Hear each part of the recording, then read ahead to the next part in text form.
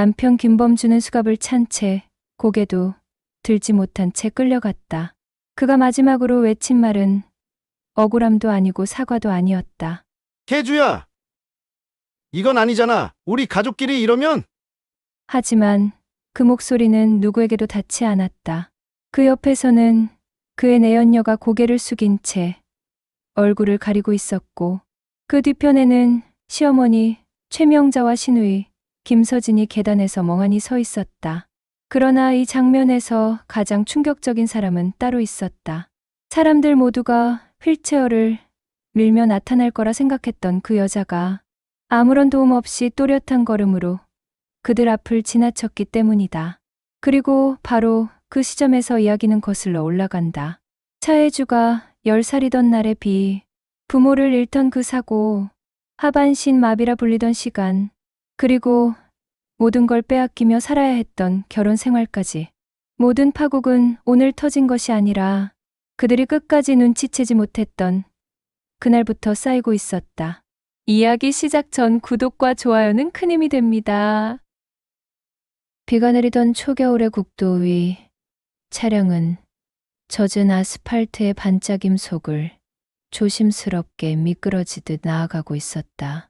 앞좌석에서 아버지는 와이퍼가 밀어내지 못한 빗막 같은 물의 막을 사이사이 찢어내며 시야를 붙들었고, 조수석의 어머니는 내비게이션 화면 밝기를 낮추며 조금만 더 가면 국도 끝나라고 낮게 말했다.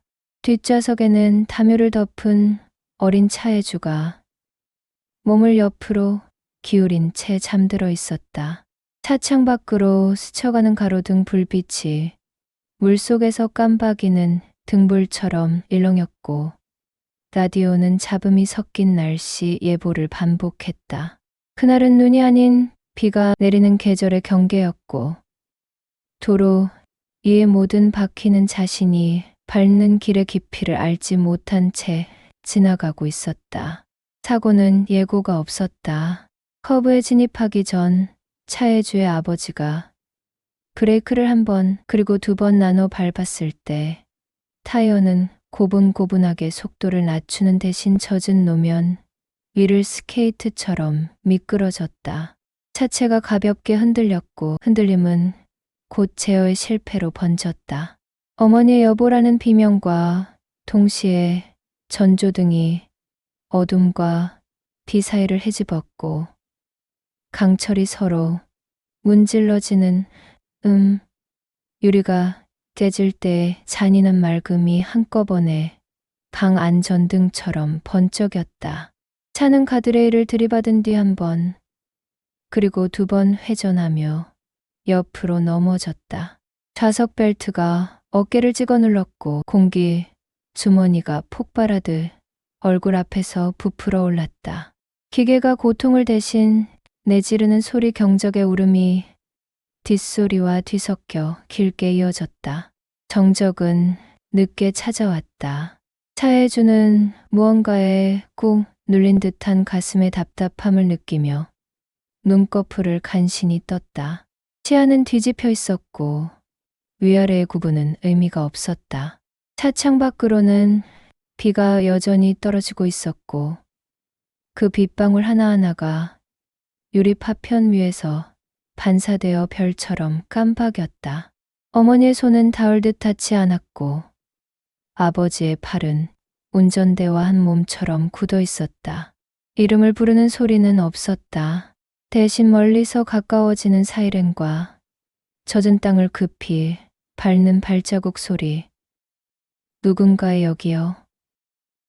하는 외침이 이 어두운 수조 속으로 스며들었다. 의식이 다음으로 떠올랐을 때 차혜주는 하얀 형광등 아래 놓여 있었다.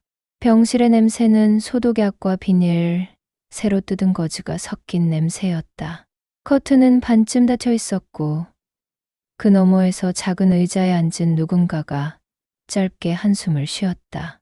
간호사가 눈을 확인하며 이름을 물었다. 차혜주 맞지요?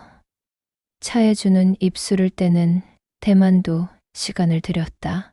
소리를 내는 것이 아니라 몸이 낯설다는 사실을 먼저 확인하는 일이 필요했다. 팔을 들어 올리는 명령은 어딘가에서 끊겼고 다리를 움직이려 하는 신호는 맥없이 되돌아왔다. 조금만 더 누워있어요라는 친절한 말이 침대 난간을 지나 머리맡의 천장으로 흘렀다. 의료진은 단어를 골랐다. 아이 앞에서 죽음이라는 말을 함부로 붙이지 않았다. 대신 보호자, 연락, 절차, 상담 같은 단어를 천천히 꺼내 썼다. 부모님이라는 단어는 커튼이 완전히 닫혔을 때 낮고 단단한 목소리로만 등장했다. 차혜주는 그 단어의 무게를 온몸으로 알아들었다. 울음은 나오지 않았다. 몸이 움직이지 않는다는 사실이 감정의 통로를 먼저 막았고 세상이 뒤집혔다는 인식은 눈꺼풀의 떨림으로만 드러났다. 그 밤 차혜주는 처음으로 자신의 이름이 공기 중에 고립처럼 느껴지는 것을 배웠다. 불러도 대답하는 사람이 없을 때 이름은 외로움의 다른 표기였다. 시간은 병실 안에서 느리게 흐르다가 행정 절차 앞에서는 너무 빨랐다. 장례식은 사람들의 걸음으로 진행됐고 조문은 잠깐의 침묵과 모호한 위로로 채워졌다. 그래도 아이가 살아남아 천만다행이다라는 문장은 기쁜 소식처럼 말해졌지만 차혜주에게는 아무 의미가 없었다. 살아남은 사실이 사실로만 남을 때 다정함은 소리 없는 진공처럼 허전했다. 휠체어에 앉은 차혜주는 하얀 국화와 검은 옷자락, 상복에 천이 스치는 소리를 들었다. 어떤 손이 등 뒤를 받쳐 밀어주었고 어떤 팔이 계단에서 바퀴를 들어 올렸다. 다정한 손과 형식적인 손을 구분하기엔 시간과 힘이 모자랐다. 의사가 말한 진단은 명료했다. 하반신 마비. 재활 가능성은 사례에 따라 열려 있으나 회복폭과 속도는 장담할 수 없음. 차혜주는 의사가 말하는 단어들을 조용히 세었다. 하반신마비. 5글자가 바닥에 떨어져 굳어질 때까지 의료진은 그림과 모델로 설명했다. 척수의 어느 부분, 손상, 신경의 경로, 남은 기능. 친절한 설명은 친절한 설명로서의 역할을 모두 다했지만 차혜주가 체감한 것은 단 하나였다. 몸의 아래 절반이 자신의 말에 응답하지 않는다는 것. 의자는 움직였고 손은 생활의 절차를 익혀갔지만 다리는 언어를 잃은 채로 남아 있었다. 그중 어른들은 그들만의 속도로 유산을 논했다. 보험사 직원과 법률사무소 직원이 번갈아 문을 두드렸고 보호자 확인과 신탁 상속 분할 합의서, 후견인, 지정 같은 단어가 병실 공기를 차분하게 가라앉혔다. 아이 앞에서 이런 얘기하기 미안하지만이라는 전제를 달고도 그들은 페이지를 넘겼다. 차혜주는 듣지 않는 척 들었다. 돈이라는 단어와 금액의 자릿수가 공기 중에서 다른 빛을 띠는 것을 어릴 때도 알아챌 수 있었다. 몇몇 친척은 조문과 동시에 도와줄게라는 말을 남겼고 그 말들 중 일부는 갑자기 사라졌다. 카메라 플래시처럼 반짝이고 사라지는 관심은 오래된 추억 사진 대신 통장 잔액을 찍는 데 쓰였다. 병실 창밖으로는 계절이 2번 바뀌었다. 봄은 병동의 창틀에 조용히 내려앉았다 떠났고 여름의 습기는 붕대를 더 무겁게 만들었다. 차혜주는 물건을 다른 방법으로 잡는 법을 익혔다. 서로 다른 높이의 손잡이를 기억했고 욕실의 경사면, 각도를 머릿속으로 그렸다.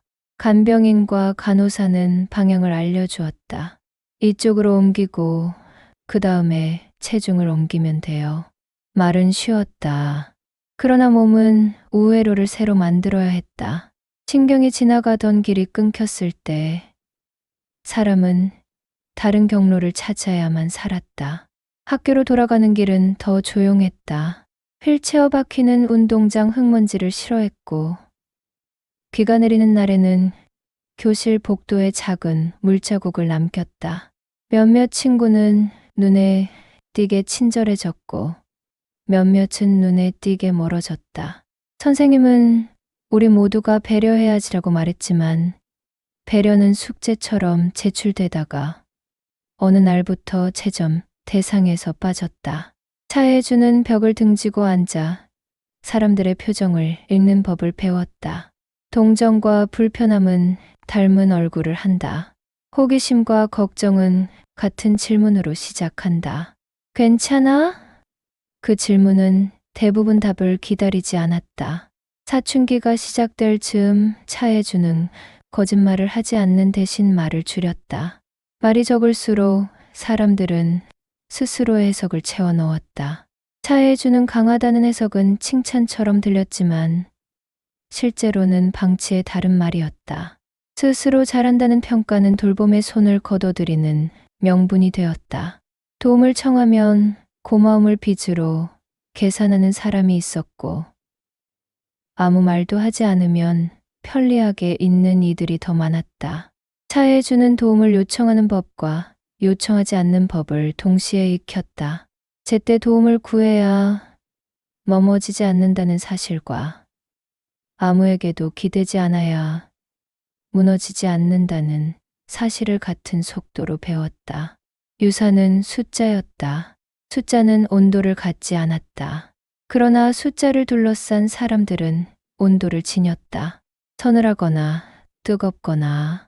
법률사무소에서 마주한 사람들의 미소는 친절과 직업적 거리감 사이 어디쯤에 있었고, 은행 직원의 공손함은 절차에 무리 없음을 의미했다. 차해주는 어른들과 함께 앉아 도장을 찍는 대신 스스로 읽고 묻는 법을 익혔다. 이건 제 명의로 신탁되는 건가요? 그럼 인감과 전자서명은 별도로 분리해 두어야겠네요. 어린 나이에 나온 질문은 방 안의 기류를 잠시 바꿨다. 아이로 취급하던 이들은 잠깐 표정을 정리했고, 담당자는 설명의 속도를 바꾸었다. 그때부터 불쌍한 아이라는 호칭은 공식 문서의 바깥으로 밀려났다.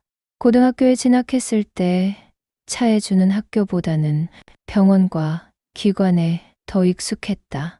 재활은 중단되지 않았다. 물리치료사는 가능성을 말했고, 의사는 회복의 범위를 측정했다. 근력이 조금씩 돌아오고 있어요라는 문장은 한쪽에서는 희망의 언어였고, 다른 쪽에서는 긴 싸움의 예고였다.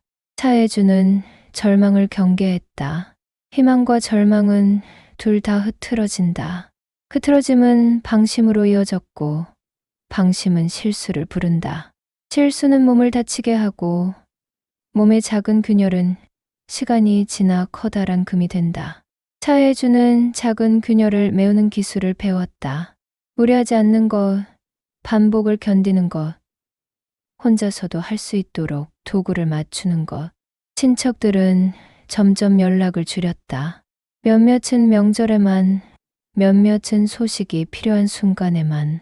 연락이 왔을 때의 인사말은 늘 비슷했다. 잘 지내지. 그 다음 문장부터가 중요했다. 혹시로 시작하면 대개 돈과 연관이 있었고, 이번에로 시작하면 대개 부탁이었다. 차해주는 정중하게 거절하는 이메일을 쓰는 법을 배웠다. 통장의 입출금 내역이 늘어날수록 차해주는 더 조용해졌다. 조용함은 방패였다. 방패를 들고 있을 때 누군가 다가오다 멈추는 순간이 생긴다. 그 한 걸음의 정지가 때로는 세 걸음의 거리를 만들어 주었다. 대학에 들어갈 무렵 차해주는 자신에게 맞는 집을 골랐다. 엘리베이터의 크기, 현관턱의 높이, 욕실 손잡이의 위치, 주방 작업대의 깊이 선택은 생활의 기술이었다. 도우미를 쓰느냐 마느냐의 문제는 비용이 아니라 리듬의 문제였다. 낯선 발소리가 집 안에 있는 것을 감당하기 어려울 때가 있었다. 누구에게도 죄책감을 주지 않는 범위에서 차혜주는 독립을 택했다. 혼자 사는 집의 밤은 조용했고 조용함은 때때로 벽처럼 느껴졌다. 그러나 벽은 보호막이기도 했다. 세상은 때로 침묵을 공격으로 해석했고 때로 자립을 고립으로 착각했다. 차혜주는 그 착각들을 정정하려 들지 않았다. 해명은 에너지를 소모했고 에너지는 몸을 움직이는 데 쓰여야 했다. 20살이 지나고 23이 되고 26이 되었을 때까지 차혜주는 사람을 구분했다. 돕고 싶은 사람 돕고 싶다고 말만 하는 사람, 돕는 대가로 무언가를 요구하는 사람, 돕는 동안 자신의 선의를 과시하는 사람. 내 부류는 명확했고 네 번째 부류가 가장 다루기 어려웠다. 선의의 과시는 빛처럼 남았고 갚아도 갚이지 않았다. 차혜주는 도움의 기록을 남겼다. 도은이의 이름, 방식, 시기, 감정의 톤, 그리고 도움을 받지 않고 끝낸 일들의 목록도 남겼다. 목록은 길어졌다. 목록은 자신을 지탱하는 정황 증명 같았다. 누군가의 시선이 그녀를 약자에 고정시킬 때 목록은 반대편 무게를 더했다. 차혜주가 30을 앞두고 있었을 때 사람 하나가 다가왔다. 이름은 김범주, 나이는 더 많았다. 첫인상은 묻어냈고 말투는 편안했다. 무엇보다 그는 차혜주의 몸을 설명하지 않았다. 휠체어나 손잡이, 경사로 같은 단어를 먼저 꺼내지 않았고 연민을 전제로 한 다정함을 연출하지 않았다. 이 근처 커피가 맛있다는데 같이 가볼래요? 라는 제안은 의외로 단순했다. 단순함은 자연스럽게 느껴졌다. 자연스러움은 경계를 늦추게 했다. 경계가 낮아졌을 때 사람은 상대의 눈동자에서 계산을 찾는 대신 취향을 찾는다. 김범주와의 몇 번의 대화는 날씨와 영화, 음악과 카페의 소음에 관한 이야기로 꽉 찼다. 차혜주는 그 대화를 낯선 외투처럼 만지작거렸다. 맞을 수도, 클 수도, 작을 수도 있는 치수. 사람의 크기는 시간이 알려준다. 몇 달 동안 김범주는 불필요한 친절을 강요하지 않았고 불편한 질문을 피했다. 왜 혼자 살아요? 같은 질문은 입 밖으로 나오지 않았다. 대신 이 동네는 밤 공기가 좋네요 같은 말을 했다. 배려는 과장되지 않았다. 도움은 요청이 있을 때만 나왔다. 문을 열어줄 때도 먼저 묻고 손을 댔다. 정중함은 습관이었다. 습관은 사람의 진짜를 비춘다. 차혜주는 그 습관을 지켜보았다. 경계는 느슨해졌고 느슨함은 연락의 빈도와 비례했다. 그러나 관찰은 멈추지 않았다. 차혜주는 상대가 웃는 순간보다 침묵하는 순간을 더 유심히 보았다. 질문을 던져놓고 대답을 기다리는 시간, 거절을 받아들이는 태도, 약속이 어긋났을 때의 설명. 작은 균열은 언제나 디테일에 나타난다.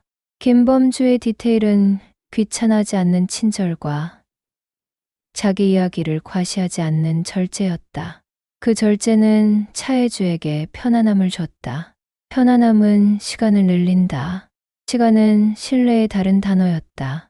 그 무렵부터 주변 사람들은 말하기 시작했다. 이제 조금은 기대도 돼. 혼자만 버티지 말고. 그 말의 온도는 나쁘지 않았다. 다만 차혜주는 기대의 방향을 조심했다. 사람에게 기대는 순간 기대가 붕괴될 가능성도 함께 받아들이는 일이었다. 한편 세상은 차혜주가 누구와 함께 걷는지를 유심히 보았다. 누군가는 축하했고 누군가는 호기심을 보였다. 정말 좋은 사람 같더라. 착해 보이던데. 착함은 평가였다. 평가는 책임을 덜어준다. 사람들은 착한 사람 앞에서 스스로의 판단을 덜 확인한다. 그즈음 차혜주는 오랜만에 자신의 웃는 얼굴을 사진으로 확인했다. 웃음은 어색하지 않았고 어색하지 않다는 사실이 오히려 낯설었다. 낯설문 경고일 수도 신호일 수도 있다. 차혜주는 경고와 신호를 구분하려 했다. 그러나 때로는 두 가지가 동시에 불이 들어온다. 한쪽은 초록, 한쪽은 빨강. 그렇게 복잡한 교차로 앞에서 사람은 어느 방향으로든 출발한다. 김범주와의 만남이 횟수를 채웠을 때 여러 겹의 배려가 일상으로 굳어졌다. 그는 연민을 말하지 않았고 차혜주도 연약함을 증명하지 않았다. 두 사람의 대화는 간단하고 길었으며 침묵은 편안했다. 커피가 식는 속도와 바깥 바람의 냄새가 대화의 길이를 정했다. 그런 날이 몇 번 반복된 뒤 언젠가 부모님 얘기를 해줄 수 있어? 라는 질문이 조심스럽게 나왔다. 차혜주는 고개를 끄덕였고 그날은 해가 빨리 저물었다. 과거는 설명이 아니었다. 설명은 과거를 가난하게 만든다. 대신 차혜주는 몇 개의 장면을 말했다. 빗길 형광등, 커튼, 국화, 유리파편, 그리고 이름을 확인하던 밤. 김범주는 그 장면을 덮지 않았다. 힘들었겠다라는 말 대신 이제 저녁은 내가 살게라고 말했다. 어떤 밤에는 그런 말이 더 도움이 된다. 그 무렵부터 차혜주의 집에 작은 변화들이 생겼다. 누군가의 발소리가 간헐적으로 드나들었다. 신발장에는 이전에 없던 남성 신발 한 켤레가 놓였고 주방의 컵은 짝이 맞는 쌍이 되었다. 손잡이 위에 걸린 수건은 두 장이 되었고 소파 팔걸이에는 다른 사람의 팔이 잠깐 머물렀다. 생활은 흔적을 남겼다. 흔적은 안심을 낳았다. 안심은 결정을 앞당긴다. 결혼식이 언젠가 올 수도 있다는 말이 공기 중에 떠다니기 시작했을 때 차혜주는 도장을 꺼내지 않았다. 대신 오래된 서류철을 한 번 더 확인했다. 인감과 전자서명, 신탁의 구조, 유언 대형 신탁의 조항, 부동산 지분의 분리 상태, 사랑의 문장과 법률의 문장은 서로의 자리를 침범하지 않는 편이 좋다.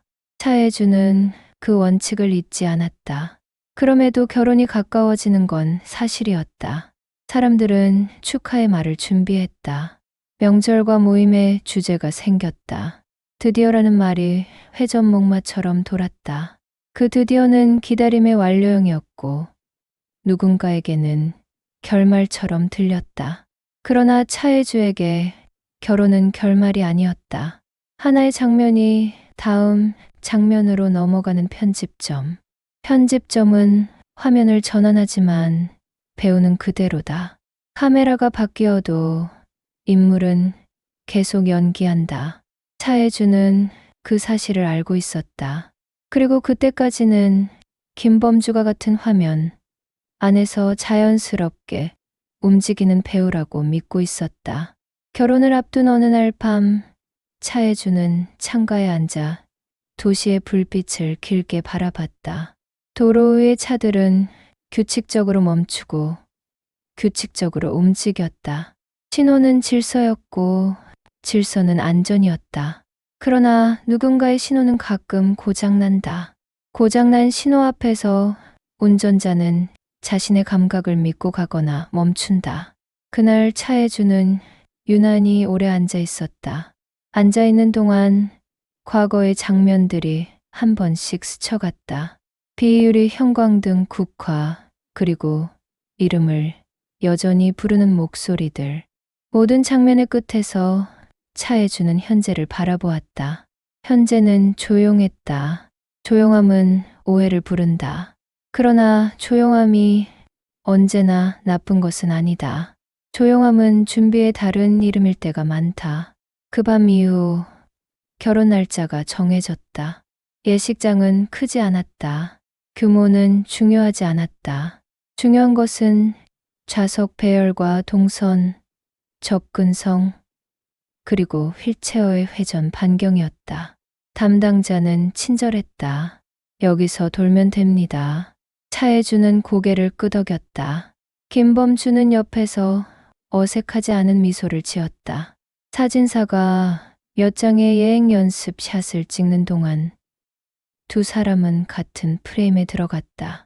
프레임은 둘을 설명했고 설명은 둘을 가까이 보이게 했다. 가까움은 이미지에서도 실제에서도 비슷하게 작동한다. 그러나 이미지는 언제나 일부만을 담는다. 일부의 외곽에는 항상 빈 칸이 있다. 그 빈 칸에 무엇이 채워질지는 아직 누구도 모르는 일이었다. 결혼 전날 밤 차혜주는 책상 위에 서류를 꺼내 놓았다. 결혼은 사랑의 절차지만 사랑의 절차가 반드시 재산의 절차와 같은 것은 아니었다. 후견인 조항은 이미 정리되어 있었고 신탁의 수익자, 변경은 단서, 조항에 묶여 있었다. 종이 위의 글자들은 지나치게 차분했다. 감정의 흔들림이 종이 위에서는 발붙일 곳이 없었기 때문이다. 차혜주는 도장을 꺼내지 않은 채 다시 한번 케이스를 닫았다. 그리고 거울을 봤다. 얼굴은 평온해 보였다. 평온은 훈련으로 가능하다. 훈련은 시간이 만든다. 시간은 이미 충분했다. 그 시각 도시의 다른 쪽 어딘가에서 전화기가 울리고 있었다. 김범주는 짧게 통화했다. 대화는 길지 않았다. 웃음이 2번, 확신에 찬 목소리가 1번, 그리고 내일 보자라는 말이 마지막이었다. 통화의 내용은 중요하지 않았다. 중요한 것은 목소리의 톤이었다. 톤은 자신감과 기대를 담고 있었다. 기대는 종종 해석을 유도한다. 해석은 때로 정확하고 때로 추락을 준비한다. 새벽이 가까워질수록 도시의 소음은 작아졌다. 자금은 시작의 전조였고 시작은 끝의 반대편에 있었다. 그 반대편으로 차혜주는 차분히 걸어가고 있었다. 휠로, 손으로, 그리고 눈으로. 결혼식 날 아침 하늘은 맑았다. 비가 오래전 일처럼 먼 데서만 들려왔다. 차혜주는 드레스를 입는데 시간을 오래 들이지 않았다. 손목의 각도와 허리의 지지대를 조정하는 데가 더 오래 걸렸다. 메이크업 아티스트는 피부가 좋으시네요라고 말했다. 칭찬은 필요 없었다. 그러나 불필요한 칭찬이 꼭 나쁜 것은 아니었다. 어떤 말은 그저 시간을 부드럽게 한다. 거울 앞에서 차혜주는 웃었다. 웃음은 어제와 같았다. 어제와 다른 것은 곧 시작될 절차뿐이었다. 식장은 크지 않았고 하객도 많지 않았다. 친척들은 의례적인 미소를 지었고 몇몇은 진심으로 축복했다. 진심과 의례는 가까운 얼굴을 하고 있었다. 사회자의 목소리는 매끄러웠고 음악은 알려진 곡을 연주했다. 차혜주는 통로를 지나 단상 앞에 섰다. 그동안 수없이 계산하던 회전 반경과 방향 전환이 여기서는 의식의 일부가 되었다. 김범주는 환하게 웃었고 렌즈들이 그 웃음을 붙잡았다. 사진이 찍히는 동안 시간은 간헐적으로 멈췄다. 멈춤 사이로 최명자의 얼굴이 스쳤다. 표정은 단단했고 말은 준비되어 있었다. 몸은 불편해도 마음은 부지런해야 해. 축복과 지시 사이에서 흔들리는 문장. 김서진의 눈빛은 호기심과 계산의 반짝임을 교대로 보였다. 옳게, 드레스 예쁘다. 말은 예뻤고 시선은 숫자를 세고 있었다. 식이 끝나고 사진이 끝나고 사람들은 빠르게 흩어졌다. 흩어짐은 끝에 친척이었다. 남은 건 살아야 하는 일상의 배열이었다. 신혼집의 문이 닫힐 때 바깥의 소음은 한 겹 얇아졌다. 얇아진 소음 사이로 서로의 숨이 더 선명하게 들렸다. 차혜주는 새로운 생활의 규칙을 만들었다. 시간대별 약, 기구 점검, 주방 동선, 밤의 루틴. 김범주는 새로운 생활의 기대를 말했다. 우리 여행도 가자. 기대는 좋았다. 다만 언제나 비용이 든다. 몸의 비용과 돈의 비용과 감정의 비용. 비용을 알면 기대를 다르게 관리할 수 있다. 차혜주는 고개를 끄덕였다. 그리고 그 고개 끄덕임 뒤에 아주 작은 쉼표를 하나 붙여두었다. 며칠 뒤, 방문이 왔다. 최명자는 과일과 반찬을 들고 왔다. 반찬의 맛은 나쁘지 않았다. 말의 맛은 짰다. 며느리가 집에 있으니 살림은 알아서 해야지. 차혜주는 고개를 끄덕였다. 끄덕임은 동의가 아니었다. 끄덕임은 상황의 정리를 도와주는 장치였다. 김서진은 별다른 예고 없이 들렀다. 쇼핑백을 2개 들고 왔다. 이거 행사하길래 올케도 쓰면 좋을 것 같아서. 필요 없는 것이었다.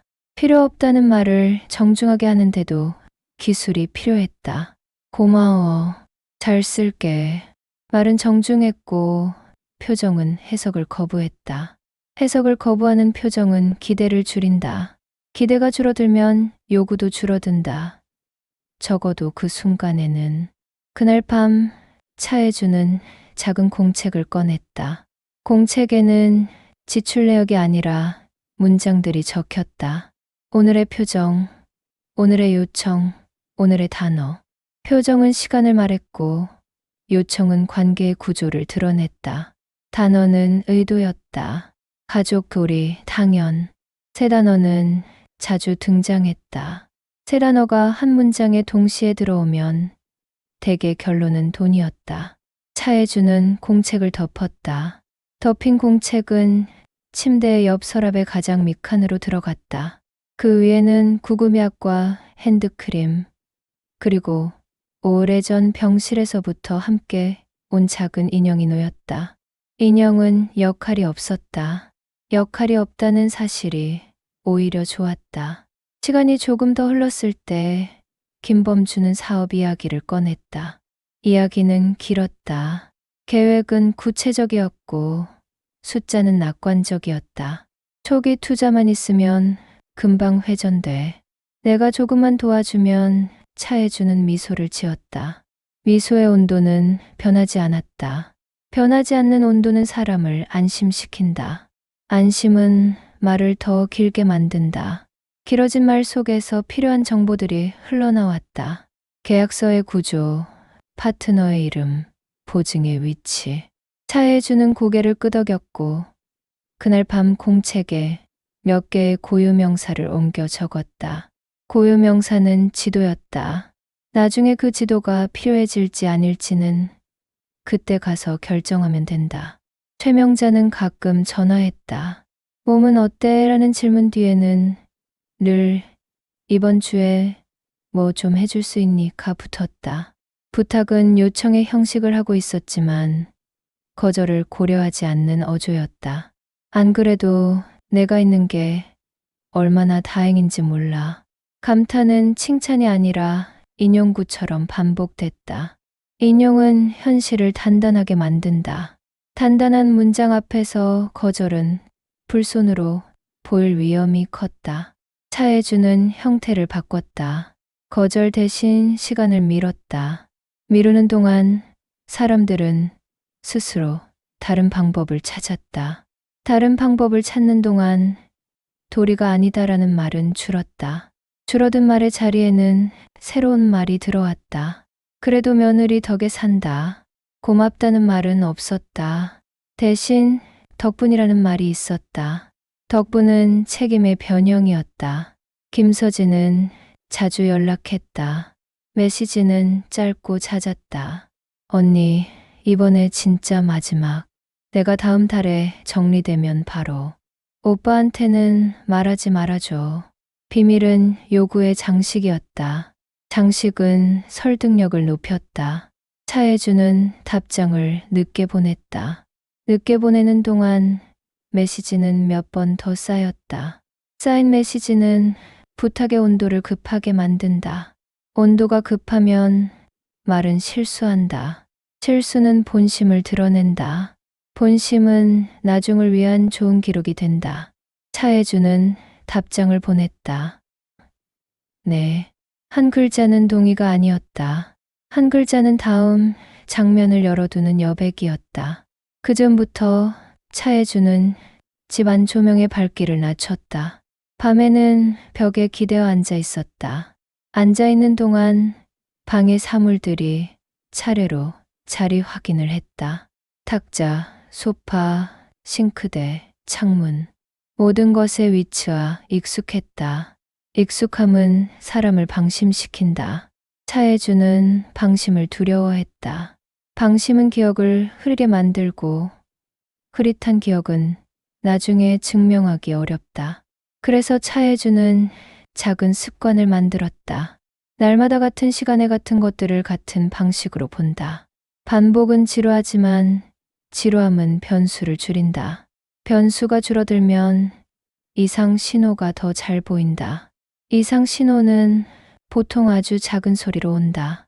그러던 어느 날 차혜주는 오랜만에 거울 앞에서 오래 서 있었다. 얼굴은 여전히 조용했고 눈빛은 오래된 방처럼 안정적이었다. 그 안정은 노력의 결과였다. 노력은 언제나 흔적을 남긴다. 흔적은 누구에게든 보이는 것은 아니었다. 스스로만 아는 흔적이 더 많았다. 그 흔적들의 합이 차혜주였다. 비유리, 형광등, 국화, 이름, 서류, 도장, 손잡이, 경사로, 루틴, 공책, 그리고 이제 결혼이라는 새로운 단어가 목록의 끝에 조용히 놓였다. 이제 1단계의 마지막 문장은 단순해야 했다. 단순한 문장은 오래 남는다. 그날 밤 차혜주는 조용히 불을 끄고 누웠다. 방 안은 어두웠고 어둠은 안전했고 안전은 준비였다. 차혜주는 천천히 숨을 들이쉬고 천천히 내쉬었다. 숨은 믿음이었다. 믿음은 언제나 자신에게서 시작해야 한다. 다음 장면이 무엇이든 차혜주는 그 장면의 가운데에 앉아 있을 준비가 되어 있었다. 빗소리는 멀리서만 들렸다. 이제 그 빗소리는 과거형이었다. 결혼이라는 단어가 현실로 굳어지자 가장 먼저 달라진 건 집 안의 공기였다. 축하 인사가 사라지고 사진이 정리되고 드레스가 케이스에 들어간 뒤부터 함께 산다는 말에 다른 얼굴이 드러났다. 차혜주에게 그 변화는 갑작스럽지 않았다. 살아오면서 겪어온 많은 변화들이 늘 조심스럽게 아주 작은 틈으로 스며들었기 때문이다. 그러나 이번 변화는 특별히 조심스럽지 않았다. 오히려 익숙한 패턴처럼 움직였다. 누군가는 안심했고 누군가는 기대했다. 기대는 권리로 변했고 권리는 요구를 낳았다. 요구는 곧 습관이 되었다. 결혼식이 끝난 지 얼마 지나지 않아 시어머니 최명자는 아무 예고 없이 집에 들렀다. 현관문을 열자마자 시선을 돌린 곳은 거실이 아니라 주방이었다. 이 정도면 정리할 만하지. 며느리 보고 살림 맡긴 게 참 다행이야. 감사의 표현은 없었고 지시의 어투만 조용히 자리 잡았다. 차혜주는 말하지 않았다. 어떤 장면에서는 침묵이 가장 손쉬운 답이었다. 침묵은 때로 고개 끄덕임보다 많은 가능성을 남겼다. 최명자는 거실 한가운데 앉아 주변을 둘러보며 몸은 불편해도 마음은 게을러지면 안 된다고 덧붙였다. 그 문장은 조언이 아니라 선포였다. 며칠 뒤 시누이 김서진은 쇼핑백 2개를 들고 집에 들어왔다. 올케 이거 화장품 회사 직원 할인이 들어가서 싸게 샀어. 다 쓰고 나면 또 말해. 겉보기엔 챙겨주는 말이었지만 봉투 안에는 계산서가 없었다. 대신 나중을 위한 질문이 있었다. 혹시 용돈 따로 쓰는 통장은 있어? 엄마는 자기랑 형 거랑 다 같이 쓰는 줄 알더라. 김서진의 질문은 항상 사탕처럼 포장돼 있었고 포장 안에는 금액이나 계좌가 들어있는 경우가 많았다. 차혜주는 불필요한 설명을 하지 않았고 그 침착함은 상대의 상상력을 자극했다. 사람은 모르는 정보를 채우기 위해 더 많은 질문을 던진다. 질문이 많아지는 건 방심이 시작되었다는 뜻이었다. 김범주는 결혼 전보다 더 자주 사업 이야기를 꺼냈다. 자기야, 지금이 진짜 기회야. 초기 투자만 있으면 바로 회전돼. 나만 믿고 조금만 밀어줘. 부탁이라는 말은 자취를 감췄고 대신 우리 부부 돈인데 뭐가 문제야 라는 뉘앙스가 대사를 대신했다.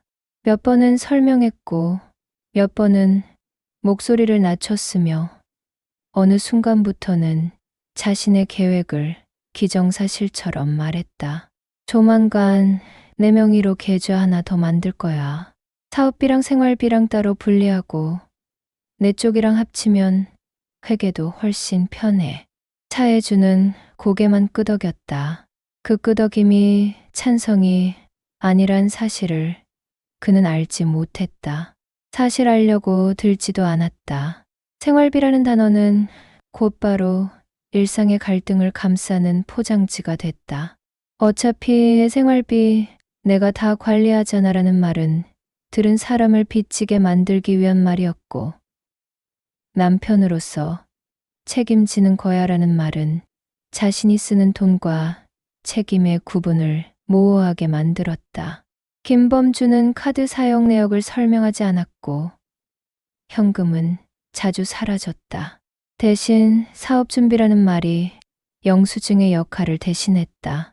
차혜주는 그의 지출을 막지 않았다. 다만 자신이 가진 계좌들의 구조를 조금씩 바꿔갔다. 공인인증서, 공동명의 철회, 온라인 이체 한도, 예금 분리, 아무도 모르게 말 한마디 없이 최명자는 때때로 은근한 부탁을 넘어선 당연함을 보였다.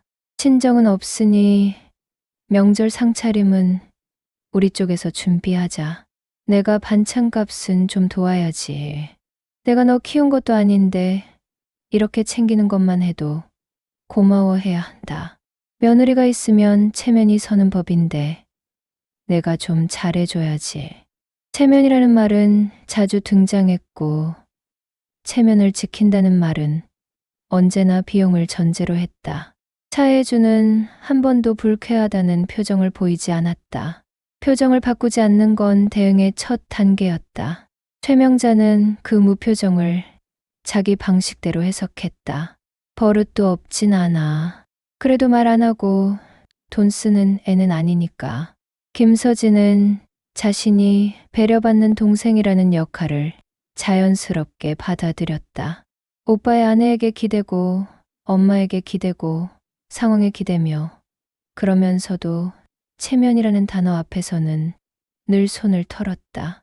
나도 언젠간 갚을 거야. 근데 지금은 진짜 급하니까. 언니는 여유 있잖아. 간절함은 연기처럼 보였고 연기처럼 사라졌다.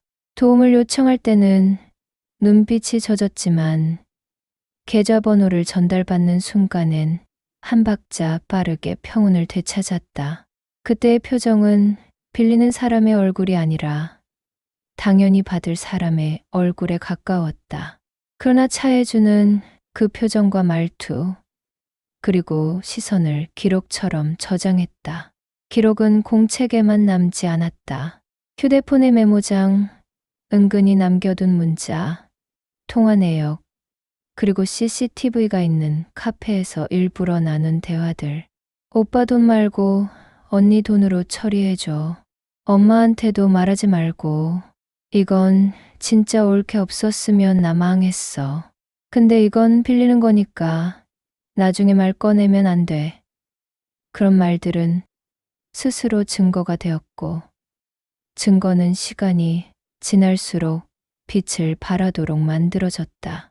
사람들은 자신이 남긴 말이 칼이 될지 밧줄이 될지 모르는 채 말한다. 김범주의 외도는 어느 날 갑자기 시작된 일이 아니었다. 짧은 통화 바뀐 향수 냄새, 샤워 후 넥타이에 남은 머리카락, 퇴근 시간과 귀가, 시간의 간격, 말의 리듬, 그 모든 것이 작은 조각이었고, 조각을 맞춰야 귀로소 그림이 된다. 차혜주는 그림을 맞추지 않았다. 조각을 모으기만 했다. 모으는 동안 그는 더 대담해졌다. 대담함은 방심의 다른 이름이었다. 외박은 자연스러워졌고 연락이 닿지 않는 시간은 길어졌다. 회의가 늦어졌어. 거래처 사람이랑 한잔했어. 폰이 방전돼서 그랬어. 설명은 필요 이상으로 구체적이지 않았지만 의심을 피할 정도로는 길었다. 차혜주는 그 말들을 하나도 반박하지 않았다. 반박은 관심이고 관심은 경계다. 경계가 생기면 상대는 스스로를 지키기 시작한다. 스스로를 지키면 약점은 숨어버린다. 약점을 꺼내도록 만들기 위해선 무관심이 필요했다. 차혜주의 집 안에는 점점 더 많은 방문 흔적이 생겼다. 출입구의 먼지, 주방의 컵수, 화장실 수건의 위치. 누가 왔다 갔는지는 물리적인 흔적으로도 파악할 수 있었다. 그러나 차혜주는 추궁하지 않았다. 대신 달라진 시간대에 맞춰 자신의 생활 패턴을 조정했다. 자신의 부재를 일부러 만들고 일부러 묵인했다. 언젠가 그 순간들이 일괄정산될 때가 올 것이었고, 정산표에는 날짜와 시간, 그리고 이름이 정확히 쓰일 예정이었다. 가장 먼저 정리한 것은 금융동선이었다. 차혜주는 김범주와의 공동계좌를 만들지 않았고, 남편의 접근이 가능한 통장은 생활비 명목의 소액 계좌로만 한정시켰다. 자신이 가진 자산 중 상당수는 이전부터 신탁 또는 분산 관리 형태로 묶어두었고, 결혼 이후에는 이를 간접적으로 재점검했다. 남편이 도장을 빌려달라고 할 때마다 나중에 할게라는 말로 시간을 흘려보냈고, 전자서명 앱은 비밀번호 자체가 변경되어 있었다. 왜 이렇게 복잡하게 해놨어? 라는 질문 앞에서도 차혜주는 미소로만 답했다. 미소는 언제나 침묵보다 강력한 응답이었다. 법률사무소와 회계사는 결혼 전부터 알고 지내던 사람들이었다. 그들은 예전보다 더 자주 연락을 받았지만 통화 내용은 간결했다. 문서 하나 검토해 주세요. 혹시 배우자 명의로 넘어가는 구조가 있는지 확인해 주세요. 상속 증여, 증빙 관련해서 체크리스트 다시 받아볼게요. 그들은 차혜주의 목소리에서 다급함을 느끼지 못했다. 다급하지 않은 사람은 오래 준비한 사람일 가능성이 높다. 준비는 티가 나지 않을 때 가장 강력했다. 시간은 흘러갔고 시댁 사람들은 차혜주를 순한 며느리로 굳히기 시작했다. 순하다는 말은 착하고 참는다는 뜻이었다. 참는 사람에게는 더 많은 것을 기대할 수 있고 기대를 걸어도 부담 없이 받아들일 거라 믿는 경향이 있다. 최명자는 사람들 앞에서 종종 말했다. 우리 며느리는 말도 잘 안 하고 싸우지도 않아. 요즘 같은 세상에 보기 드문 애야. 듣는 이는 칭찬처럼 받아들였고 말하는 이는 제 목에 체면을 챙겼다. 체면은 언제나 타인의 희생에 기대는 방식으로 유지됐다. 그러나 그 말들 뒤에는 언제나 똑같은 그림이 있었다. 명절비, 병원비, 차량 유지비, 생활용품, 경조사 비용, 심지어 김서진의 취미, 생활비까지 차혜주의 이름으로 결제되거나 이체되었다. 금액은 크지 않을 때도 있었고 클 때도 있었다. 클수록 이유는 길어졌고 길어질수록 논리는 단순해졌다. 내가 아니면 누가 해? 가족끼리 따지는 건 아니잖아. 우리가 너 챙겨준 것도 있는데. 챙겨준다는 말은 기억의 조작과 빚의 은유였다. 챙김은 인심처럼 포장됐지만 실제로 남는 건 청구서뿐이었다. 차혜주는 그 청구서를 감정으로 처리하지 않았다. 청구는 구조였고 구조는 수치였다. 수치는 나중에 증명 가능성이 된다. 돈이 오가는 경로, 이름이 남는 장부, 계좌에 남는 메모, 카드 내역, 문자와 통화 기록, 녹음된 대화의 일부. 모든 것은 차곡차곡 쌓였다. 쌓인 기록은 쌓은 사람의 것이었다. 이 시기 가장 심오한 변화는 겉으로 드러나지 않았다. 사람들은 변화를 기대할 때 목소리나 표정부터 찾는다. 그러나 차혜주의 변화는 몸의 깊숙한 곳, 의지와 기억의 층위에서 일어났다. 감정은 거의 움직이지 않았고 계획은 서서히 선명해졌다. 수년간 반복된 방언은 이제 반격의 체력으로 바뀌는 중이었다. 사람은 오래 참을수록 더 정확하게 복수한다. 정확함은 감정이 빠질수록 높아진다. 이 시점에서 이미 몇 가지는 완전히 끝나 있었다. 모든 재산은 남편의 접근이 불가능한 형태로 분리, 시어머니와 시누이가 사용한 금전 내역은 추적 가능한 흔적으로 보존, 결혼 이후 발생한 모욕적 발언과 요구는 기록 형태로 저장, 남편의 외도 가능성은 충분한 시간과 여유를 가지고 관찰, 주변 친척이나 지인들은 중립 혹은 거리두기 상태로 관리, 겉보기엔 아무 일도 없어 보이는 결혼 생활이었다.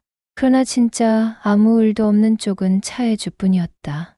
나머지 세 사람은 자신도 모르게 이미 정리 대상이 되어 있었다.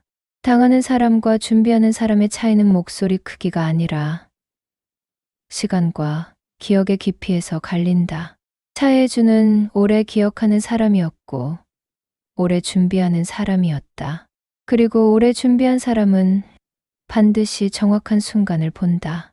그 정확한 순간은 아직 오지 않았지만 이미 시작되고 있었다. 시간이 지나면서 관계는 자연스럽게 고정된 형태를 갖추기 시작했다. 고정된 형태는 때로 가족이라는 말로 불렸고 때로 의무라는 말로 덮였다. 그리고 그 말 속에는 늘 계산이 들어 있었다. 계산은 정확하지 않았지만 요구는 정확했다. 사람들은 늘 받는 것보다 쓰는 말을 먼저 생각했다.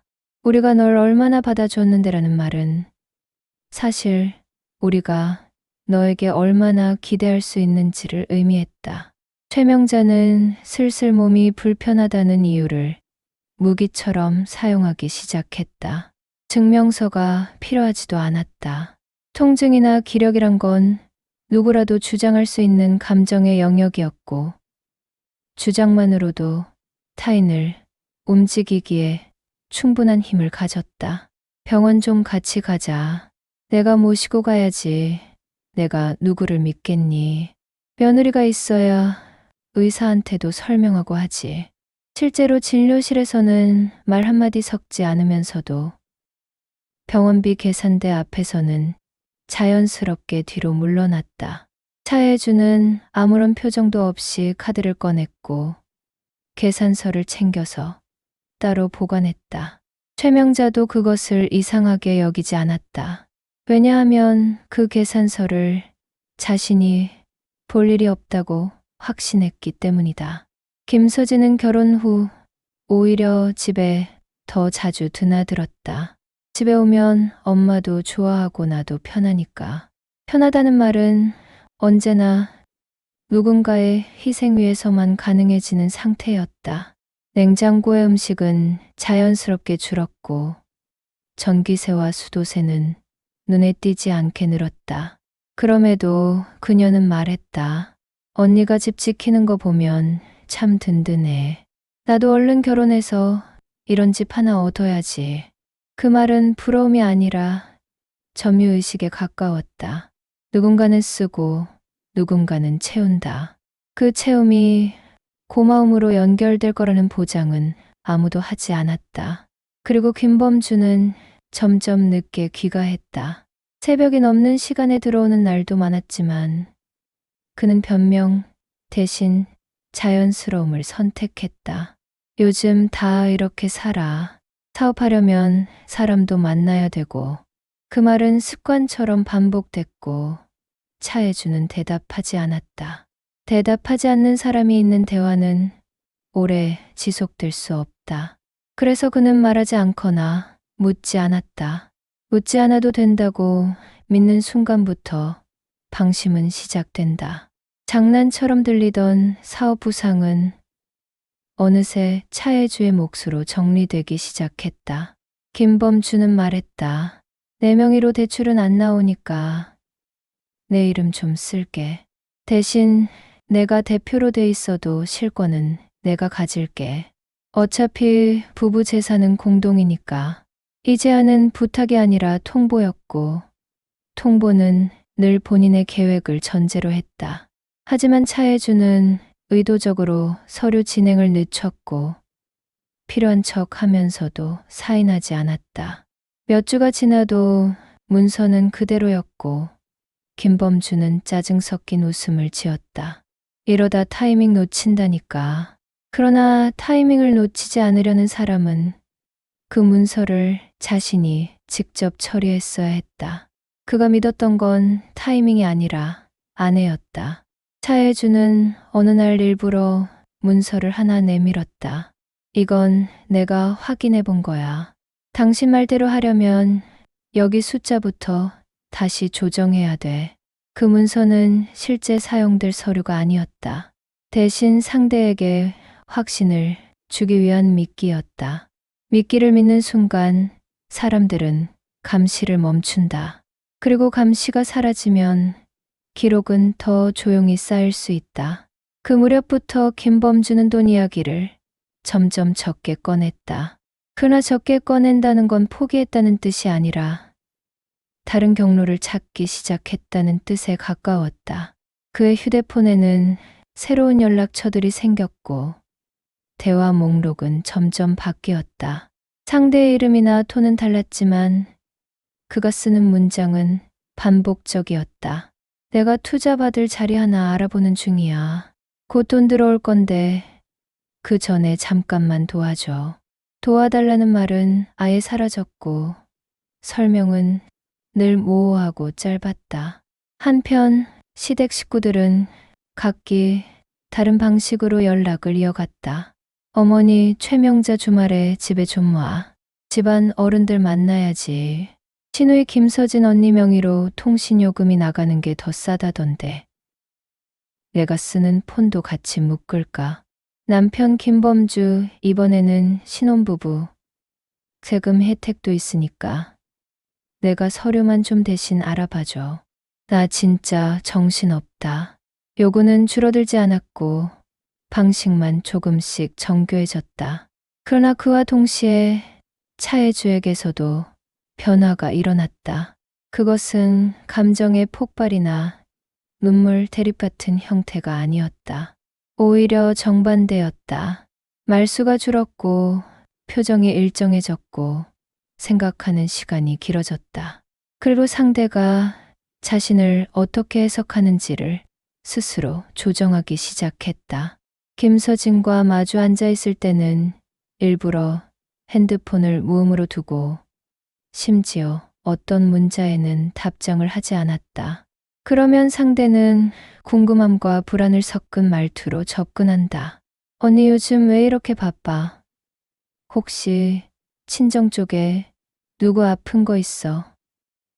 아니면 뭐 일 시작했어? 질문은 늘 오해가 필요할 때 생기며 오해는 상상력을 만든다. 상상력은 통제할 수 없는 방향으로 뻗어나간다. 그 방향을 정해주는 건 천천히 숨겨놓은 단서들이었다. 최명자는 어느 날 말했다. 어쩜 저렇게 말이 없냐. 근데 또 막 화내는 건 아니니까 참 다행이지. 그 말은 칭찬이 아니라 자신에 대한 위안이었다. 며느리가 폭발하지 않는다는 사실은 곧 자신이 마음껏 말해도 된다는 신호가 되었다. 그래서 그녀는 더 많이 말했다. 그리고 말이 많아질수록 실수도 많아졌다. 어차피 너도 내 돈 내 맘대로 못 쓰잖아. 결혼했으면 시가 식구 챙기는 게 먼저지. 그 말은 평소에도 내뱉었던 종류의 말이었지만 그날따라 차해주는 그 문장 끝을 정확히 기억 속에 박아두었다. 감정이 섞이지 않은 기억은 오래 남는다. 그 무렵부터 차해주는 남편의 외도 정황을 보다 구체적으로 수집하기 시작했다. GPS나 사설조사 같은 극단적인 수단은 쓰지 않았다. 대신 동선, 전표, 결제 패턴, 일정 간격의 공백 시간을 병행해서 파악했다. 그가 머무는 공간 중 CCTV가 있는 곳도 있었고, 특정 호텔이나 카페는 멤버십 카드만으로 방문 기록이 남았다. 누군가의 부주의는 언제나 기술보다 앞서 움직인다. 그리고 결정적인 것은 무심한 기록들이었다. 결제 후 카드를 돌려받을 때 찍힌 작은 영수증 조각, 뒷주머니에 구겨놓은 룸카드 키, 차량 블랙박스에 남은 음성 조각, 카풀 앱의 자동 예약 내역, 동시 로그인된 SNS의 흔적. 차해주는 그 흔적 하나하나를 감정 없이 정리했다. 증거를 모으는 사람은 분노하지 않는다. 분노하면 흐트러지고 흐트러지면 틈이 생긴다. 틈이 생기면 시끄러워진다. 시끄러우면 타인은 대비한다. 대비는 가장 큰 변수였다. 변수 없는 구조를 만드는 것이 지금까지의 목적이었다. 그 무렵 김범주는 아내가 자신에게 관심이 없다고 생각하기 시작했다. 그리고 그것을 억울함 대신 자유로 착각했다. 자유를 얻었다고 느낀 사람은 조심하지 않는다. 그는 조심하지 않았고 조심하지 않는 사람이 되는데 그리 오래 걸리지 않았다. 한편 주변 사람들 중 몇몇은 이미 이 상황을 눈치채고 있었다. 그러나 그들은 침묵했다. 이유는 단순했다. 관여하고 싶지 않아서, 말릴 자신이 없어서, 나중에 자신에게 불똥이 튈까봐, 혹은 이미 오래전부터 예상했기 때문에 누군가는 마음속으로 말했다. 저 집은 언젠간 터진다. 그러나 그들이 예상한 방향과 시기는 모두 틀릴 것이었다. 왜냐하면 그 집에서 터질 건 단 한 번의 사건이 아니라 쌓이고 쌓인 모든 빚의 총합이었기 때문이다. 총합은 나중에야 계산되는 법이다. 그리고 그 계산표는 이미 조용히 작성되고 있었다.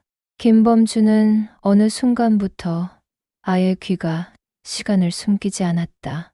숨길 필요가 없었기 때문이 아니라 숨기지 않아도 의심받지 않는다고 믿었기 때문이었다. 늦은 시간에 들어오면서도 문을 조심히 닫거나 발소리를 죽이는 일조차 하지 않았다. 차해주는 그 모습을 보고도 아무런 질문을 던지지 않았고 그 침묵은 그에게 묘한 안도감을 줬다. 안도감은 곧 확신이 되었고 확신은 방심을 낳았다. 그가 자주 사용하는 향수 냄새는 어느 순간부터 달라졌다. 차해주는 감정 없이 그 변화를 기억 속에 고정했다. 셔츠깃에 스친 파우더 향, 차량 조수석에 남아있던 머리카락 한 올, 블랙박스 파일 목록에 남겨져 있던 시간대의 공백. 그녀는 그 흔적들을 따로 옮겨 적지도 않았고 누군가에게 털어놓지도 않았다. 대신 필요할 때를 위해 그대로 묶어두었다. 어떤 사람에게 증거란 사용하는 순간보다 준비된 상태일 때 더 유용해진다. 외도 상대는 멀리 있지 않았다. 처음엔 술자리에서 알게 된 사람이라 했고, 나중엔 사업 아이템을 같이 고민하는 사이라고 말했다. 그러나 연락의 패턴, 만남의 시간, 결제 내역, 메시지 삭제의 간격은 그 말과 정확히 어긋났다. 그는 굳이 거짓말을 정교하게 다듬지 않았다. 들키지 않을 거라는 믿음이 있었기 때문이다. 들킨 적이 없었고 들킬 만한 적도 없었다. 무엇보다 차혜주가 묻지 않았기 때문이다. 최명자는 어느 날 말했다. 요즘 범주가 사람을 많이 만나는 것 같더라. 사업하는 남자는 그래야지. 남자들은 밖에서 힘든 거 알아야 해. 그 말은 아들을 위로하는 말이 아니라 며느리를 견제하는 말의 형태를 띠고 있었다. 며느리가 남편의 생활에 간섭하려 들지 말라는 경고처럼 들렸다. 그러나 차혜주는 그 말에도 반응하지 않았다. 반응하지 않는 사람 앞에서 경고는 힘을 잃는다. 김서진은 다르게 접근했다. 언니, 오빠 요즘 누구랑 일한다는 줄 알아? 나도 들었는데 꽤 괜찮은 사람이라더라. 근데 요즘 언니는 왜 이렇게 조용해? 혹시 사이 안 좋아진 거 아니지? 그 질문에는 호기심, 견제, 그리고 떠보기까지 섞여 있었다. 그러나 차혜주는 짧게 고개만 끄덕였고 김서진은 그 반응을 곧 무관심으로 치환했다. 그리고 무관심은 곧 약점으로 해석됐다. 한 번은 이런 일도 있었다. 김범주가 새벽 3시가 넘어서 집에 들어왔고 신발을 벗으며 휴대폰을 거실 서랍에 툭 던졌다. 잠시 후 그 휴대폰에 진동이 울렸지만 그는 확인하지 않았다. 대신 씻지도 않은 채 잠들었다. 차혜주는 그 전화를 집어들지 않았다. 단지 화면에 떠있는 이름을 눈에 담았을 뿐이다. 잠든 그의 호흡 소리와 진동이 몇 차례 더 반복되는 사이 그녀는 한 번도 그의 얼굴을 바라보지 않았다. 시어머니는 점점 더 노골적으로 금전 이야기를 꺼내기 시작했다. 너희 집은 혜주 때문에 사는 거지. 범주 힘으로 사는 거냐? 그러니까 내가 더 챙겨야지. 내가 가진 게 많으면 시댁부터 챙기는 게 예의야. 이 말은 조언이 아니라 선언이었다. 선언은 대화를 필요로 하지 않는다. 말하는 사람도 듣는 사람이 대답하길 기대하지 않는다. 그래서 차혜주는 대답하지 않았다. 그 침묵은 순종으로 해석되었고 순종으로 해석된 침묵은 또 다른 요구를 불러왔다. 며느리의 통장과 카드 사용에 익숙해진 최명자는 나중엔 금액도 직접 말하지 않았다. 대신 이렇게 말했다. 명절 전에 친척들이랑 식사 한번 해야겠다. 요즘 사람들 모이려면 자리도 괜찮은데 잡아야 하고 내가 알아서 좀 해. 그게 너 책임이지. 책임이라는 단어는 편의에 따라 영역이 바뀌었다. 시댁에 돈이 필요하면 며느리의 몫이었고 집안일이 생기면 여성의 몫이었다. 그러나 가족의 결정에선 며느리는 구성원이 아니었다. 그녀는 도구였고 도구는 고장이 나지 않는 한 버려지지 않는다. 김서진은 최근 들어 친구들 앞에서 이런 말을 했다. 우리 언니는 장애가 있어서 힘든데도 사람들한테 티를 안 내. 대신 돈으로 다 해결하려고 해. 성격이 원래 좀 그래. 근데 또 그게 고마울 때도 있긴 해. 그 말은 동정과 왜곡 그리고 우월감이 섞인 문장이었다. 듣는 사람들은 고개를 끄덕였고 몇몇은 마음속으로 혜주를 부유한 사람으로 단정했다. 부유한 사람에게 빚은 돌려줄 필요가 없다고 생각하는 사람이 많았다. 시간이 흐르면서 세 사람은 각기 다른 방식으로 한계를 넘기 시작했다. 김범주는 외도와 투자를 동시에 진행했다. 최명자는 며느리의 소유를 자신의 몫으로 여겼다. 김서진은 돈과 생활을 당연히 받아야 할 혜택처럼 받아들였다. 그들은 서로에게 부담을 미루면서도 결국 모든 경로가 한 사람으로 귀결된다는 것을 이해하지 못했다. 그 한 사람이 바로 차혜주였다. 그러던 중 작은 균열 하나가 처음으로 겉으로 드러났다. 어느 일요일 가족들이 다 함께 식사를 하던 자리였다. 최명자는 갑자기 말했다. 다음 달에 내 아버지 기일인데 이번엔 제사 크게 하고 친척들도 다 부를 거다. 그런데 너도 며느리로서 좀 책임감 있게 준비해야 하지 않겠니? 재래시장 말고 백화점에서 제대로 장만 좀 해라. 그 말 자체는 평소와 다르지 않았다. 그러나 그날은 김범주가 술이 덜 깬 상태였고 김서진도 기분이 좋지 않았다. 김범주가 젓가락을 내려놓으며 중얼거렸다. 엄마 요즘 제사도 다들 간소하게 하잖아. 왜 꼭 크게 하려고 해? 최명자는 표정을 굳혔다. 너는 아버지 생각도 안 하냐?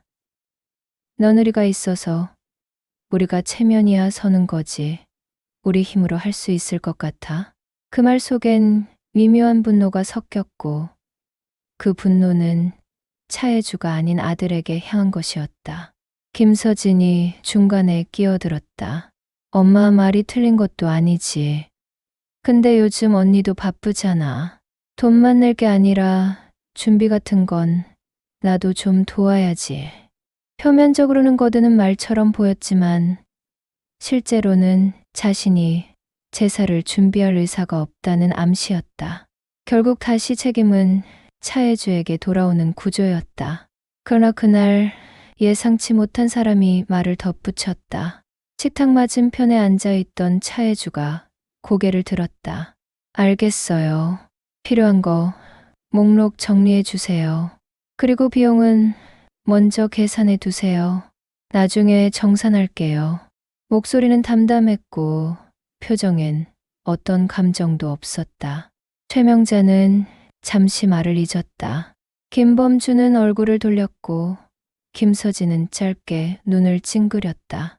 그 자리는 오래가지 않았지만 낯선 기류가 처음으로 생겨났다. 그리고 그 기류는 누구도 알아채지 못한 틈새를 만들었다. 그날 이후 세 사람은 어쩐지 예전과 같은 확신을 갖지 못했다. 그러나 동시에 불안해할 이유를 찾지도 못했다. 이유를 찾으려면 상대를 관찰해야 했고 관찰하려면 관심이 필요했다. 그들은 며느리를 도구로만 생각했지 관찰의 대상으로 본 적이 없었다. 그래서 그날의 낯선 기류는 누구에게도 경고가 되지 못했다. 단지 공기 속에 조용히 가라앉았을 뿐이다. 그리고 가라앉은 것들은 시간이 지나면 밑바닥에서부터 터져 오른다. 그날 이후로 변화는 천천히 그러나 분명하게 진행됐다. 눈에 띄지 않을 정도의 속도였지만 방향은 한 번도 흐트러지지 않았다. 차혜주는 여전히 질문하지 않았고 따지지도 않았으며 요구도 하지 않았다. 대신 듣는 시간을 조금 더 길게 가져갔다. 누군가의 말을 끝까지 듣고도 아무 반응이 없을 때 말한 사람은 자신도 모르게 한 번 더 말하거나 다른 방식으로 자신을 설명하려 든다. 설명이 많아질수록 정보는 늘어난다. 정보가 쌓일수록 틈은 커진다. 김범주는 어느 날 새 옷을 입고 나갔다. 셔츠와 재킷, 구두 소지품까지 모두 새 것이었다. 그가 직접 산 물건이 아니었다. 차혜주는 그 옷들의 구매 기록이 자신의 카드 명세서에 없다는 걸 확인했고 그 결제 내역은 며칠 뒤 우연히 다른 경로로 드러났다. 현금 결제라는 세 글자는 사람의 습관과 의도를 동시에 보여주는 단서였다. 그는 자신이 조심한다고 생각했지만 조심은 기록을 남기지 않는 것이 아니라 들키지 않는 것이라고 착각했다. 며칠 뒤 밤 그는 늦게 들어와 양복 상의를 거실 소파에 벗어두었다. 다음 날 아침까지도 그 옷은 그대로였다. 차혜주는 그 재킷의 안쪽 주머니에서 접힌 영수증 하나를 발견했다. 날짜, 시간, 결제 장소, 금액, 그리고 그 종이에 적힌 문구 하나. 2인 기준. 그 문장을 본 차혜주는 영수증을 원래 위치에 그대로 두었다. 영수증은 존재 자체만으로 충분히 제 역할을 하는 경우가 있다. 그것을 움직이거나 보관할 필요는 없었다. 최명자 역시 자신도 모르게 말의 강도를 높여갔다. 넌 혼자 몸도 못 가누는 처지에 우리가 받아줬으니까 지금 이러고 사는 거야. 그러니까 집안 어른들 말은 군말 없이 들어야 돼. 알겠니? 이 말은 처음이 아니었지만 그날은 어조가 달랐다. 어조에는 기대가 아니라 확신이 있었고 확신은 공격의 형태를 갖추고 있었다. 그러나 차혜주는 그 말을 듣고도 고개만 끄덕였다. 그 고갯짓은 동의가 아니라 관찰의 표시였다. 김서진은 친구와의 통화에서 이런 말을 했다. 언니는 원래 돈이 많았잖아. 그게 다 자기 능력은 아니고 운 좋게 받은 거지. 그러니까 그 돈은 식구들이랑 같이 쓰는 게 맞는 거야. 나 같아도 그 정도는 내놓겠다. 그 통화는 스피커폰 상태였고 김서진은 그것을 잊고 있었다. 거실에 앉아 조용히 책장을 넘기던 차혜주는 그 말을 듣고도 페이지를 넘기는 속도를 바꾸지 않았다. 책 속 문장은 눈으로 읽혔지만 실제로 기억된 것은 다른 종류의 문장이었다. 그 무렵부터 차혜주는 서서히 모르는 사람이 되어갔다. 같은 공간에 있어도 대화에 끼어들지 않았고 물어보지 않은 이야기엔 반응하지 않았다. 중요한 이야기를 할 때만 잠깐 고개를 들었고 그 고개 젓는 각도는 늘 일정했다. 이 변화는 가족들에게 불편함으로 다가오기보다는 편리함으로 받아들여졌다. 이유는 단순했다. 조용한 사람은 귀찮지 않고 귀찮지 않은 사람은 다루기 쉽다고 생각했기 때문이다. 그리고 어느 날 예상치 못했던 균열 하나가 다시 발생했다. 그날은 시댁 친척 한 명이 집에 방문한 날이었다. 최명자의 형부였고 그는 집안 사정에 밝은 사람이었다. 거실에서 차를 마시던 그는 무심하게 말했다. 그나저나 혜주가 가진 건 다 그대로 있겠지. 요즘 세상엔 부부도 서로 뭐 숨기고 그러면 안 된다더라. 그 말은 농담처럼 들렸지만 최명자는 그 대답을 며느리가 아니라 아들에게서 듣고 싶어 했다. 그래서 김범주를 불렀다. 저기 범주야, 너 그거 관리 잘하고 있는 거 맞지? 명예 이런 것도 정리해 간다며? 김범주는 생각 없이 말했다. 응, 알아서 하고 있어. 어차피 다 내 식으로 조정해놨어. 그 말은 순간 공기 속에서 묘하게 퍼졌다. 그리고 그것을 제일 먼저 눈치챈 사람은 친척이었다. 그가 다시 물었다. 내 식으로 조정했다는 게 무슨 말이야? 내 앞으로 넘어온 것도 있어.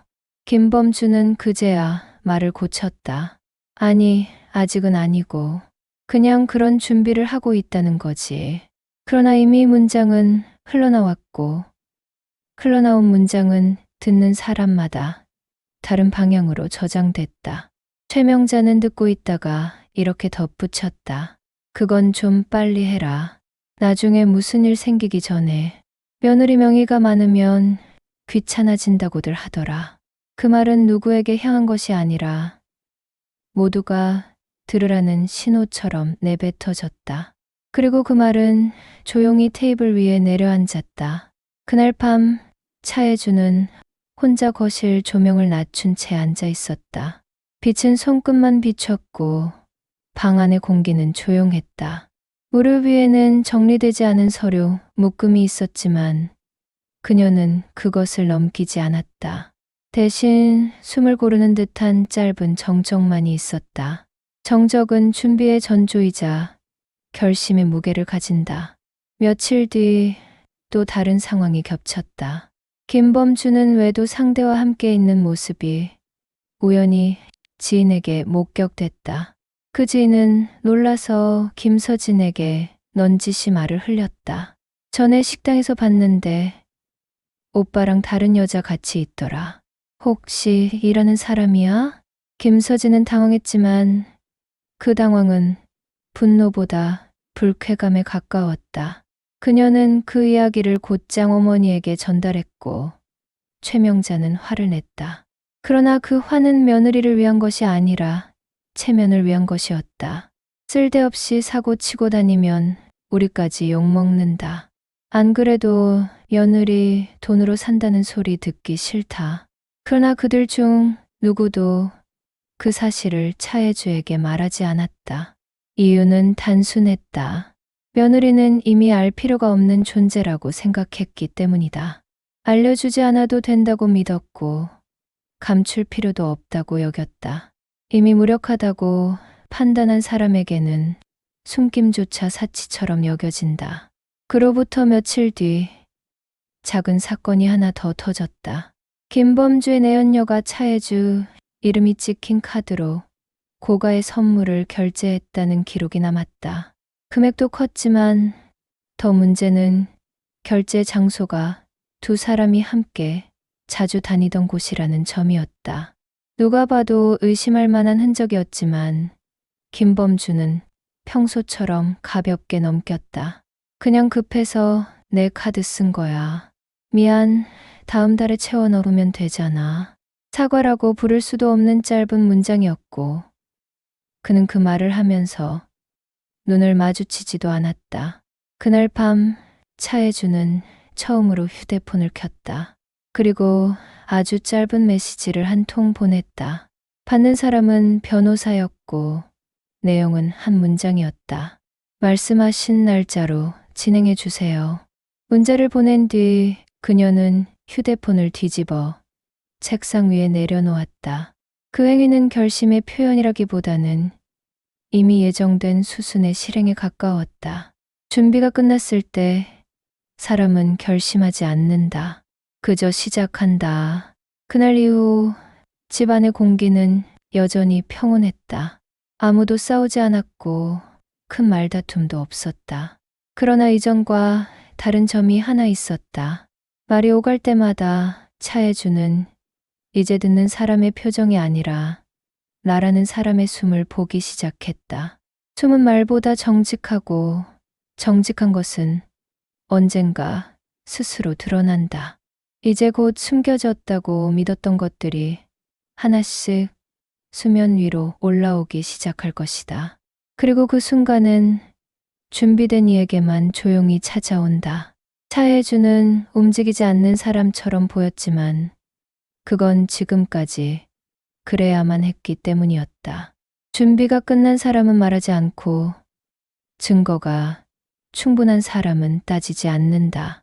그리고 떠날 시간이 다가온 사람은 붙잡지 않는다. 그녀는 이미 모든 정리를 마쳐두고 있었다. 다만 상대가 끝까지 자신을 과소평가하도록 내버려 두었을 뿐이다. 첫 번째 균열은 예상보다 조용하게 찾아왔다. 김범주는 며칠째 외박을 반복하고 있었고 집에 들어오는 시간과 나가는 시간조차 불규칙했다. 그는 자신이 들키지 않는다고 생각했기 때문에 더 이상 조심하지도 않았다. 그러나 그의 짐은 카드 사용 내역, 계좌 흐름, 위치 기록, 차량 이동, 블랙박스 음성, 메시지 복구, 통화 내역 CCTV, 그리고 동반자의 이름까지 이미 확보되어 있었다. 그 증거들을 정리한 사람은 차혜주 자신이 아니라 그녀가 미리 선임해둔 법률 전문가들이었다. 결정적인 날은 의도적으로 선택되었다. 가족이 모두 한자리에 모이는 일요일 오후 최명자가 전화를 걸어 며느리를 부르고 김서진이 마지못해 오겠다고 말한 날이었다. 김범주는 늦잠을 이유로 뒤늦게 도착했다. 거실엔 이미 과일과 차, 그리고 의도치 않은 정적이 있었다. 잠시 후 호출을 받고 도착한 두 사람이 현관문을 열고 들어왔다. 정장을 입은 남자와 서류를 든 여성이었고 그들의 표정엔 감정이 없었다. 최명자는 그들을 보고 보험 회사 직원이거나 투자 관련 인물이라 생각했다. 그러나 그들은 자신들의 신분을 정확한 직함과 함께 밝혔다. 변호사, 재무담당, 법무팀, 위임 대리인. 오늘부로 몇 가지 통보와 확인이 있을 예정입니다. 목소리는 낮고 또렷했으며 말투엔 설명이 아닌 선언의 성격이 담겨 있었다.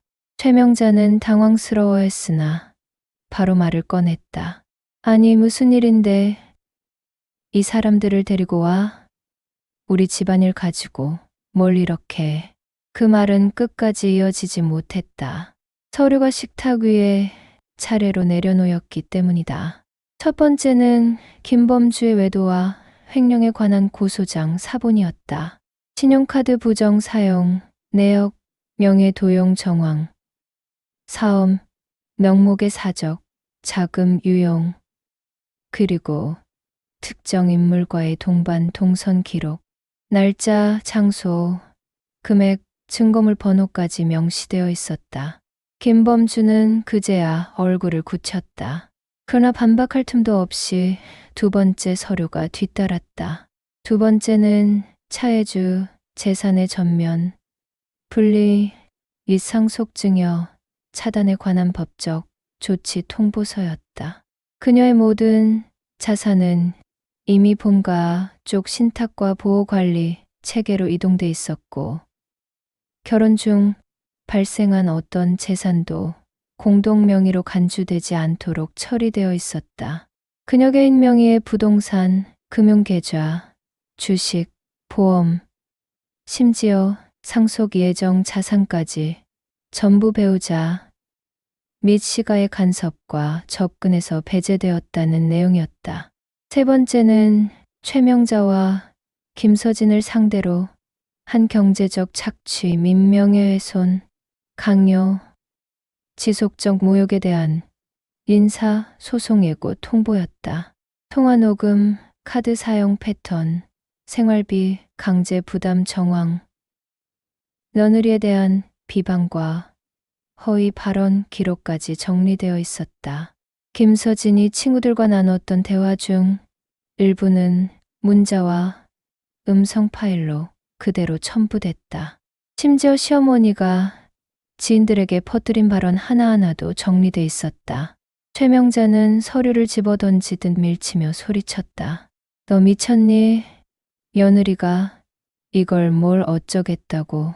그 순간 또 다른 문서 한 장이 정확히 그녀 쪽으로 밀려갔다. 접근 금지 및 간섭 금지, 가처분 신청 사전 통보서. 그 문서에는 그녀가 앞으로 며느리의 집재산 생활 연락망에 1m 이상 접근하거나 경제적 요구를 할 경우 처벌 대상이 된다는 조항까지 함께 포함돼 있었다. 그리고 마지막 한 장이 테이블 중앙에 조용히 내려앉았다. 그건 이혼 소송 접수 예정서였다. 배우자의 외도, 재산 침해, 상습적 폭언, 정신적 학대, 경제적 착취.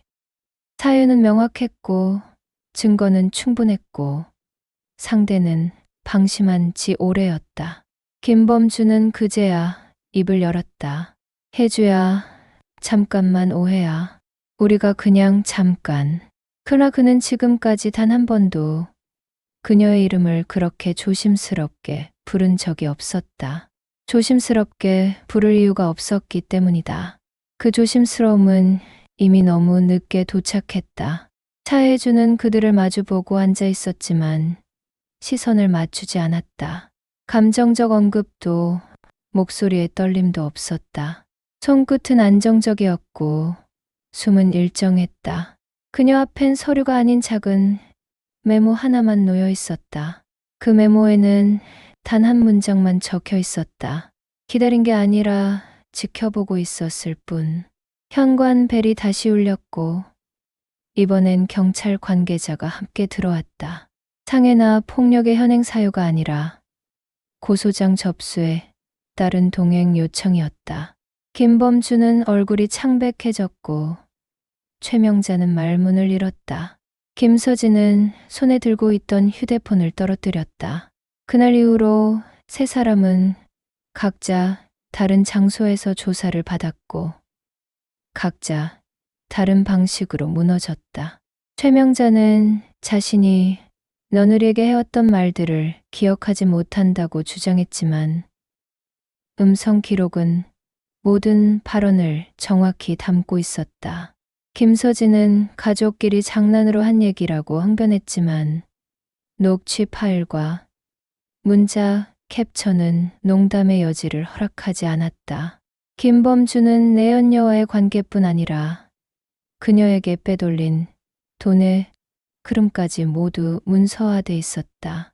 차혜주는 단 한 번도 그들과 눈을 맞추지 않았다.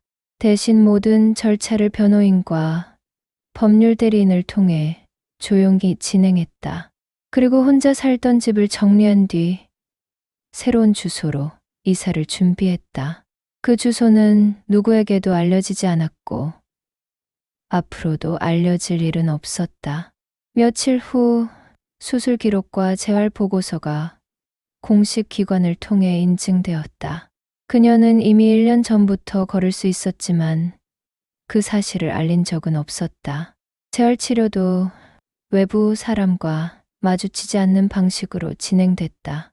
그녀는 준비된 상태로만 움직였다. 그리고 움직여야 할 순간이 왔을 때 정확하게 일어섰다. 집을 떠나는 날 그녀는 마지막으로 집안을 둘러보았다. 이곳은 자신이 머문 공간이었지만 한 번도 속하지 않았던 공간이었다. 문을 닫는 순간조차 조용했고 미련도 없었다. 그녀가 떠난 이후 그 집엔 소문만 남았다. 며느리가 원래 그렇게 치밀했대. 다 알고 있었는데 모른 척한 거래. 남편이 바람핀 것도 증거 다 잡혀 있대. 시어머니랑 시누이도 한 방에 같이 당했대. 사람들은 결말만 이야기했지만 그 결말은 하루아침에 만들어진 것이 아니었다. 그것은 아주 오랜 시간 동안 준비된 침묵의 총합이었다. 며칠 뒤 변호사가 마지막으로 메시지를 전했다. 모든 건 당신이 예상한 순서 그대로 진행 중입니다. 원하는 방식으로 마무리하시겠습니까? 차혜주는 짧게 대답했다.